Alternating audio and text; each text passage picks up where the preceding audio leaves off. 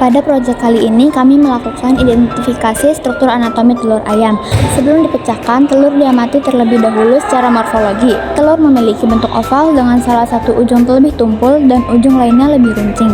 Cangkang telur berwarna coklat muda, permukaan halus, bersih, serta tidak ditemukan adanya bercak atau titik-titik hitam pada cangkang, yang menunjukkan kondisi cangkang masih baik. Selanjutnya, telur dipecahkan secara perlahan ke dalam wadah yang telah disediakan agar seluruh bagian di dalamnya tetap utuh dan mudah diamati. Bagian pertama yang dapat diidentifikasi adalah cangkang telur, yaitu lapisan terluar yang keras dan tersusun atas kalsium karbonat. Cangkang berfungsi sebagai melindungi isi telur dari benturan, menjaga kelembapan, serta menghambat masuknya mikroorganisme. Di bagian ujung telur terdapat ruang udara, yaitu rongga yang terbentuk di antara dua lapisan membran kerabang. Ruang udara berfungsi sebagai cadangan udara bagi embrio menjelang proses penetasan, dan ukurannya akan bertambah seiring bertambahnya umur telur. Di bagian dalam cangkang terdapat membran cangkang, yaitu selaput tipis yang memberikan perlindungan tambahan terhadap isi telur serta membantu mencegah masuknya bakteri. Selanjutnya terlihat albumen atau putih telur yang berwarna bening. Albumen berfungsi sebagai sumber air dan protein bagi embrio, serta melindungi kuning telur dari benturan. Di bagian tengah terdapat yolk atau kuning telur yang berwarna kuning hingga kuning jingga. Yolk merupakan cadangan makanan utama bagi embrio karena mengandung lemak, protein, vitamin, dan mineral. Terlihat pula chalaza, yaitu dua untayan putih yang menjaga posisi kuning telur tetap berada di tengah sehingga embrio tetap stabil selama perkembangan. Pada permukaan kuning telur tampak blastodik, yaitu titik kecil berwarna putih yang merupakan tempat awal perkembangan embrio apabila terjadi pembuahan.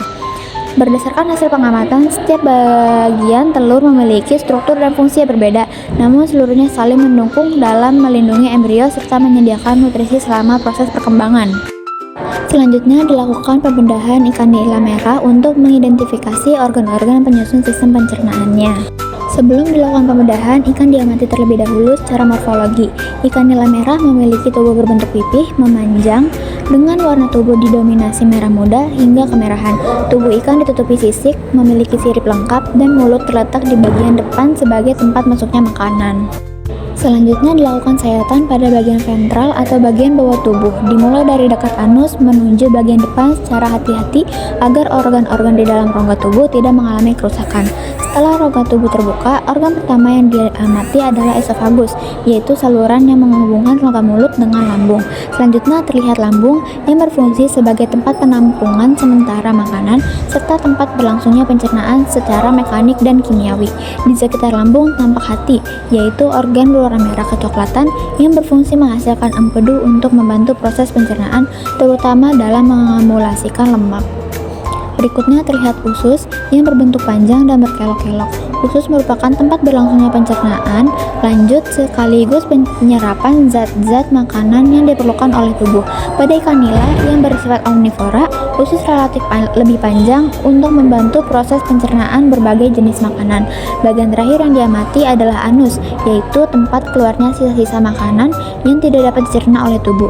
Berdasarkan hasil pengamatan, sistem pencernaan ikan nila merah terdiri atas esofagus, lambung, hati, usus, dan anus. Masing-masing organ memiliki fungsi yang saling berkaitan dalam proses pencernaan, penyerapan nutrisi, hingga mengeluarkan sisa-sisa metabolisme.